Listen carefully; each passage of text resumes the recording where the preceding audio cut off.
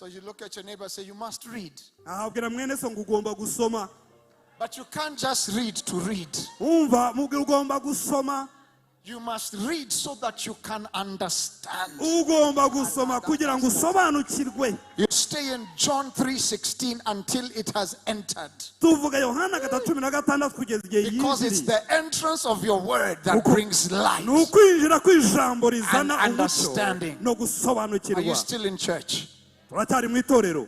By which when you read you may understand my knowledge kugira ngo nimusoma musobanukirwe ibyanjye in the mystery of Christ. mu bwiru bwa Kristo koko. That's my message for today. Iyo niyo message y'uyu The munsi. mystery of Christ. Ubwiru bwa Kristo. Looking unto Jesus. Guhanga amaso Kristo. Let's unravel this mystery called Christ for a minute. Is that okay?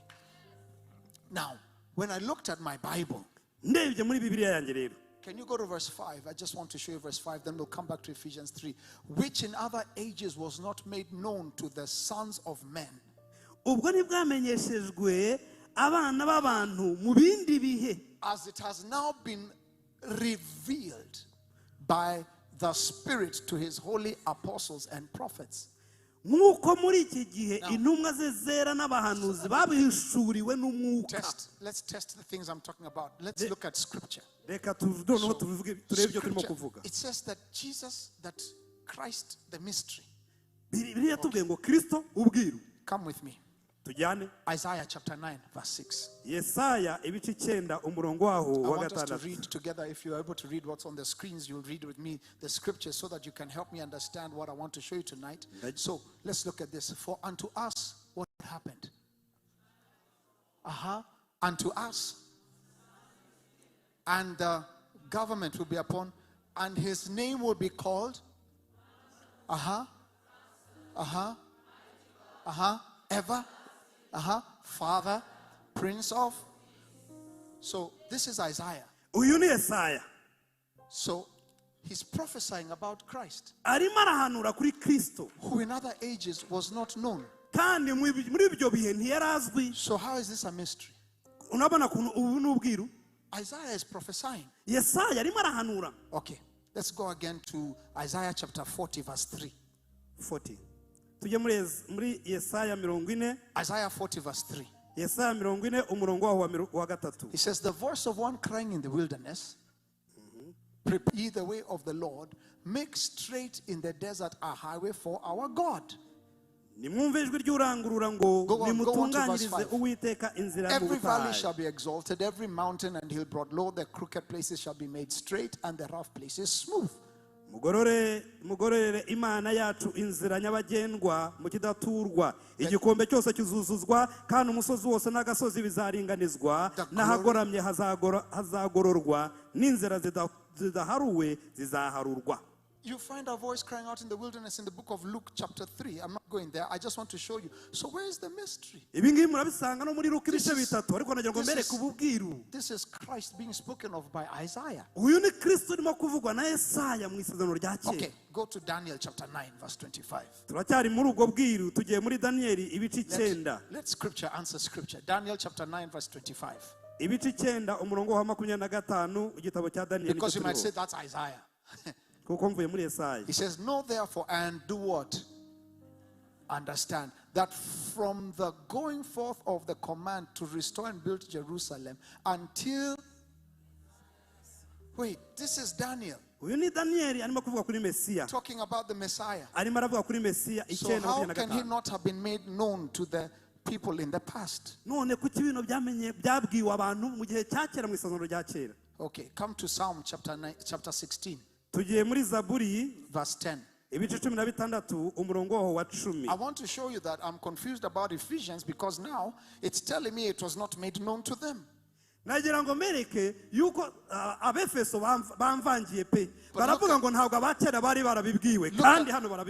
the prophecy of Psalms. It says, for you will not leave my soul in Sheol, nor will you allow your Holy One to see corruption. Who is he talking about? So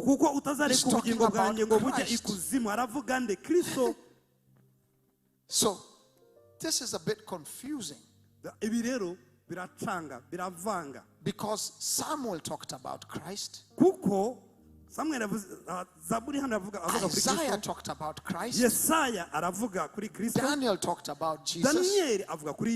So what was the mystery that was hidden? How can a revealed Christ be a mystery?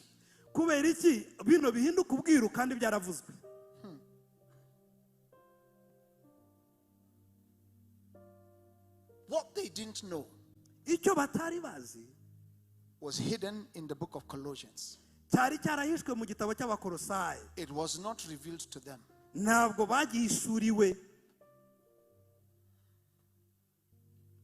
He said Jesus came and became revealed to men. Now let me show you something. Colossians chapter 1 verse 25.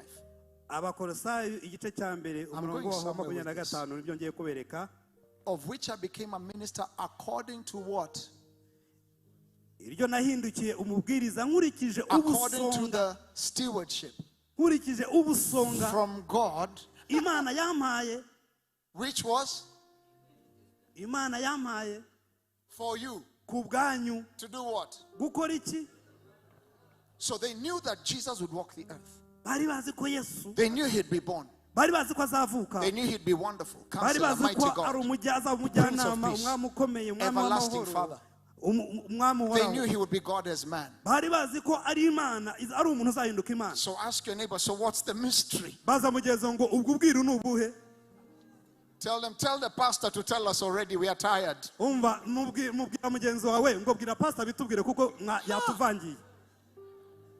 What is the mystery of Christ? Verse 26. The mystery which has been hidden from ages. We just read in Isaiah.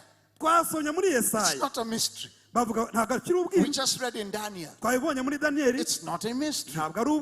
We just read we didn't read, but in 1 Samuel it's there, but it's not a mystery. It's been hidden. What has been hidden? From generations. And today is about to be revealed in wonder. The Bible says in verse 27, to them God willed to make known what are the riches of the glory of this mystery among the Gentiles. Hallelujah. Which is Christ in you. So they knew he'd walk the earth. But they didn't know how he would stay on the earth. So when I see you, I understand that you are walking with the government called Christ in you. This is what Daniel didn't see. I like that I found stones here. But now you are living stones. So Christ is in you, the hope of glory. That is the mystery. He said to them, stay in Jerusalem until you receive power from on high. What power was that? It's called the promise of the Father. He said, wait until you receive that power, and that you will receive the Spirit of the Father, so that when you walk the earth, it's Christ walking. Hallelujah. I'm going somewhere with this. So we are stewards of this mystery. That when you have an attack from hell, and I'm not going to spend too much time talking about hell, Because I don't understand why we spend so much time talking about Satan as if he's equal to the Father. When I read my Bible, it says that he has made us to sit together in heavenly places with Christ Jesus. So you may see me walking here in Rwanda, but I have a dual citizenship.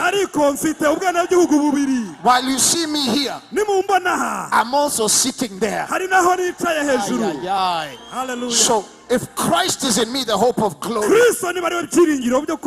I can't be talking about witch doctors. How does one who has been exalted that high talk about Isangoma? You are seated way above in heavenly places. I want you to look for a neighbor, tell them Christ is in me, the hope of glory. This is the mystery. That's why he said that from the beginning until now, there has been none greater than John the Baptist. Please sit down. I want to talk to us. None greater than John the Baptist. I'm confused. Wait a minute. Moses looked at Pharaoh, and God made Moses like a god unto Pharaoh. Elijah single-handedly killed 400 prophets. Wait. You have to understand that whole scenario. Killing 400 people as one man.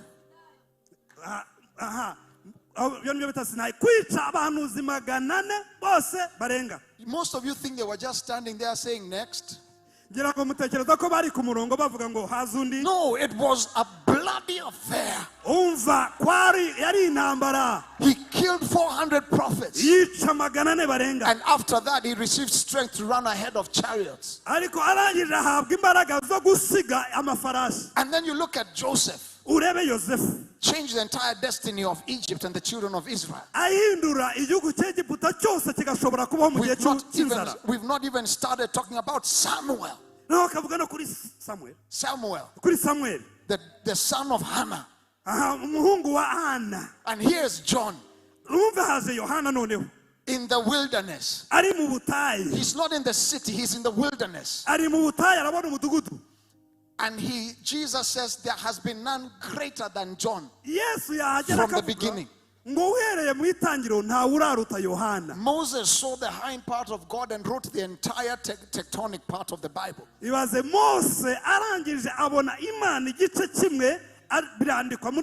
And when we look at that, we start to study all those prophets, including Deborah, Esther, Mordecai, Joshua. Who is John? He's eating locusts and but because he had one job, to introduce Jesus. Wait a minute. The introduction of Jesus made him the greatest of all the ones that had been there before. Listen to me. John did not make it into the church direction. No. John was called a friend of Jesus. But you're not a friend. You are the bride. So he says that even the very least among you shall be greater than John the Baptist. Do you want to know why? Because of Christ in you. Rwanda, somebody say, I am blessed. Shout hallelujah. Hallelujah. So I don't talk about people who took your hair. I don't talk about people who took your clothes somewhere. They They don't know who you are. You are a walking Christ. Shout yes.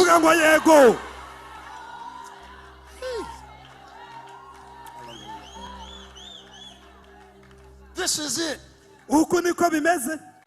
Comes to disturb you. You have to understand that you're walking with Christ. Please sit down. I want to put this together now.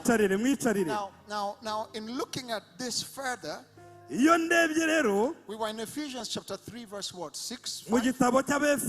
Can we continue a little bit? I want to show you one more mystery for the night. Is that okay?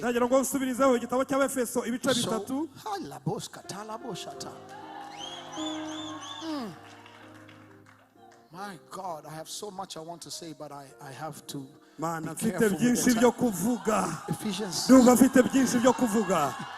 chapter 3 verse 6.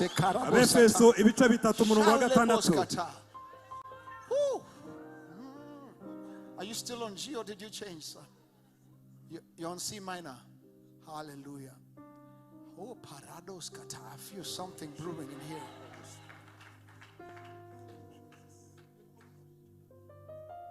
That's why he's more than enough for me.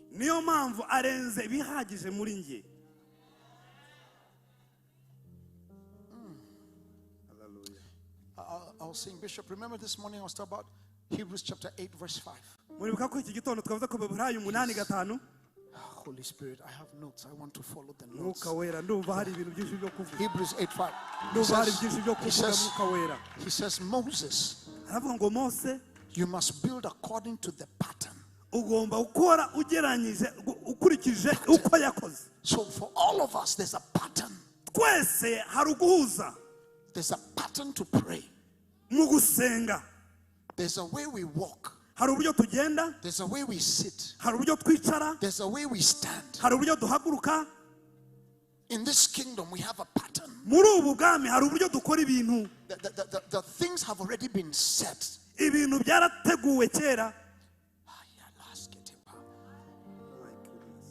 So you must, Moses was divinely instructed that he was about to make, who served the copy of shadow of heaven things as Moses was instructed. See that you make all according to the pattern shown to you. So even my prayer life, there's a pattern to yield result. ndagira ngo mwumve Mose yari yarabwiwe abwirwa yuko agomba gukora ibintu mu buryo bujyanye nuko byateguwe nukuvuga ngo no buryo nsenga nibyo nkora bigomba kuba bifite uburyo bikoretse bijyanye na buno bwami. I know I'm going to lose some of you here, ntabwo nshaka kugira ngo ngira bosiga ngaha, but I'm convinced we've come into a time ariko ndumva nemezwa ko tugeze mu gihe when some of the things Jesus showed us, we're going to begin to see some of you doing. ku buryo aho ibintu bimwe Kristo agenda twereka tutangira kubona bamwe muri mwe mubikora. When they saw him walking on water, they said, this is a ghost. bamubonye agenda hejuru y'amazi baravuga ngo ni umuzimu. And most of you would have said, I can't walk on water because that was a messianic miracle. benshi muri bo mushobora kuvuga ngo ntabwo nagenda kuma hejuru y'amazi kubera ko ni igitangaza cya Mesiya. So I like Peter. niyo mpamvu nkunda Petero. Because now you can't give me that theological understanding. Because a man who was born like me, from a sinful father and mother, said, Jesus, if that is you, bid me come to you. So he came out. A man walked on water, looking unto Jesus.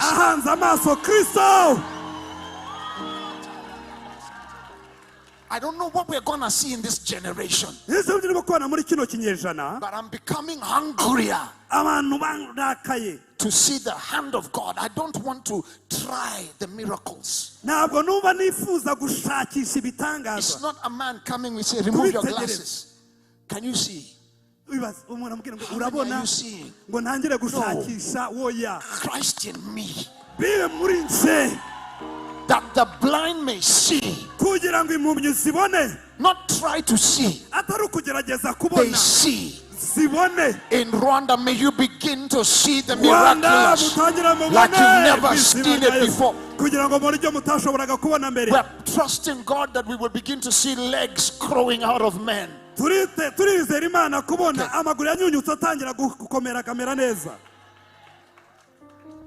I'm tired of hearing what used to happen. In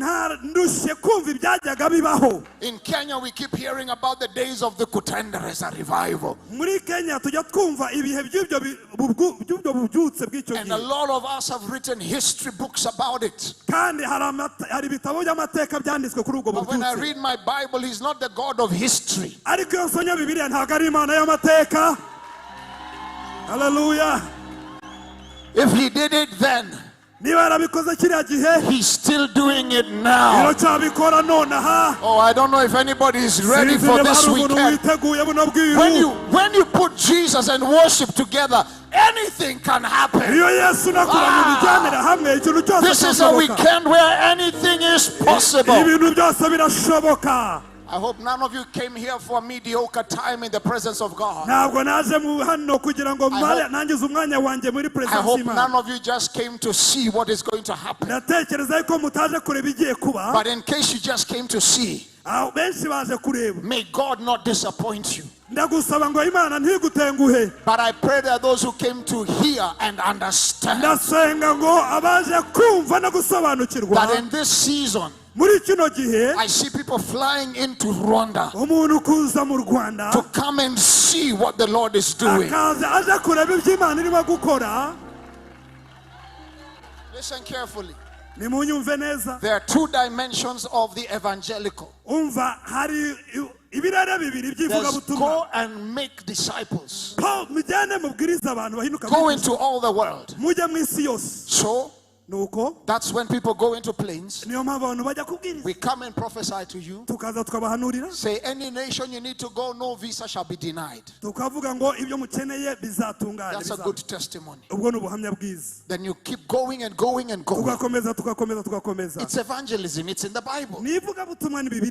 But there's another dimension of the evangelism. It's called come and see. I prophesy over Rwanda that people shall come from all over the world to come and see what the Lord is doing in your midst. One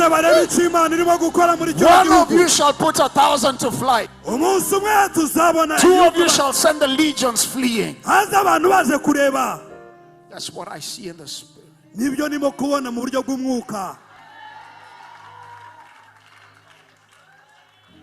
Please sit down. I want to give you the second mystery.